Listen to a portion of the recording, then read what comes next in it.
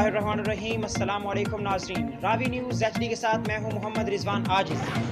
رخ کریں گے فیصل آباد کا، جہاں المصطفیٰ فاؤنڈیشن پاکستان کے رہنما ڈاکٹر خالد حسین شہزاد نے ڈاکٹر غلام حسین زاہد، میاں آفتاب احمد صدر و جنرل سیکرٹری فیصل آباد، رانا محمد نوید چیئرمین المصطفیٰ فاؤنڈیشن پنجاب سے ملاقات کی اور انہیں المصطفیٰ فاؤنڈیشن پنجاب کا چیئرمین منتخب ہونے پر مبارکباد پیش کی اور المصطفیٰ فاؤنڈیشن کے حوالے سے اہم مشاورت بھی کی گئی۔ اس موقع پر ڈاکٹر خالد حسین شہزاد نے کہا کہ المصطفیٰ فاؤنڈیشن پاکستان دکھی انسانیت کی خدمت میں دن رات کوشاں ہے۔ اس وقت مہنگائی کی وجہ سے غریب سفید پوش افراد پریشانی میں مبتلا ہیں، ان کی ریلیف کا مشن جاری رہے گا۔ رانا محمد نوید نے کہا کہ ڈویژن فیصل آباد کے 4 ذمہ داران کا اعلان کر دیا گیا ہے، اگلا اعلان لاہور ڈویژن کا ہوگا، ہم جلد پورے پنجاب میں اس کی شاخیں قائم کریں گے۔